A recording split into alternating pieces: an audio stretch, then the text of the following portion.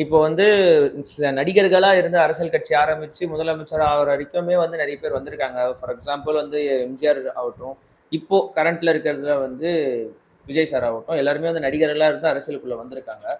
இப்போ அடுத்தபடியா வந்து தனுஷ் அவர்கள் வந்து அரசியலுக்குள்ள இறங்க போறாரு அப்படின்ற மாரி ஒரு பேச்சு பரவலா அடிபட்டு வந்துட்டு இருக்கு. இத பத்தி நீங்க என்ன நினைக்கிறீங்க? அவர் அரசியல் வந்தா அவரோட எதிர்காலம் எப்படி இருக்கும்? இல்ல சினிமாலே இருந்தா தான் அவருக்கு நல்லதா? என்னன்றத கொஞ்சம் டீட்டெயிலா விலாவாரியா சொல்ல முடியுமா?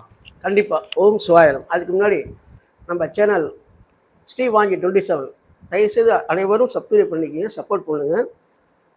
நம்ம வந்து கிட்டத்தட்ட 30 வருஷத்துக்கிட்ட வந்து எல்லா விஷயம் சொல்லிட்டு இருக்கேன். எல்லாம் நடந்துட்டு இருக்கு. நம்மளுக்கு வந்து அந்த அளவுக்கு விளக்கம் பெருசாக எஸ்டாப்ளிஷ் பண்ண தெரியல. நானே இப்போ தான் போட்டு அடிச்சு ஒரு சேனல் தொடர்ந்துருக்கேன். அதெல்லாம் ஆதரவு தெரியுங்க. நிறைய விஷயங்கள் உங்களுக்கு தெரியப்படுத்துகிறேன். இப்போ நல்லபடியாக கேட்டீங்க தனுஷை பற்றி. இப்போ அதுதான் இப்போ டெண்டிங்கில் இருக்குது. 28/7/1983 பிறந்திருக்காரு. இந்த இதில் வந்து 43 வயசு பூர்த்தி ஆகிட்டு, இன்னையோட 2 நாள் ஆகுது. அப்போ வந்து என்னன்னு கேட்டிங்கன்னா, அன்னையிலேருந்து அரசியல் பிரகமாக ஆரம்பித்தாங்கன்னு பேசி ஒரு எங்கே பார்த்தாலும் அதை பற்றி தான் பேசிகிட்டு இருக்காங்க. அப்போ நம்ம என்ன பண்ணுறோம், இது வரைக்கும் எத்தனையோ அரசியல், எத்தனையோ தலைவர்கள், எத்தனையோ விதமான ஏழை எளியோர்கள், மக்கள்கள், தொழில் சேவை எல்லாருக்கும் ஜாதகத்தை கணிச்சு சொல்லி கோயில் குளத்தை கூப்பிட்டு போய் நல்லா அமோகமாக இருக்காங்க, எல்லாம் சிறப்பாக இருக்காங்க. அந்த அடிப்படையில் நம்ம விஜய்க்கே நம்ம தான் சொல்லியிருந்தோம், இன்றைக்கி விஜய் சுயமாக இருக்கா அப்படின்னா, விஜய் எப்போ கட்சி ஆரம்பிப்பாப்புல, இல்லை கட்சி ஆரம்பித்து 2024 எம்பி எலெக்ஷன் நிற்க மாட்டாப்புல, 2024 நிற்பாப்புன்னு சொல்லியிருக்கோம். விஜயை வந்து சினிமா மாதிரி இந்த டைரக்ஷன் கதை எழுதி கொடுக்குறது, அங்கே கேரளில் உட்காந்துக்கிறது, அப்படியே மேக்கப் கலை வந்து இப்படி செய்யுங்க அப்படி செய்யுங்கிற மாதிரி வச்சுருந்தேன். இது அரசியல் அது இல்லை. அரசியலுங்கிறது வேறு, நடிப்பு வேறு, அரசியல் வேறு.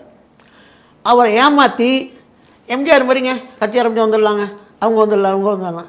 அதே சமயத்தில் உதயநிதி சரி பவர் ஜாதம், அதுக்கு ஈக்குவலாக விஜய்க்கு. இவங்க 2 பேரும் அதிக பவர் அண்ணாமலைக்கு. இப்போ பார்த்தீங்கன்னா வர்ற நவம்பர் 17 சனீஸ்வரன் வக்கர நிவர்த்தி ஏறுவார். கடகராசி எல்லா கடகராசிகளுமே நல்லா ஆரம்பிக்கும்.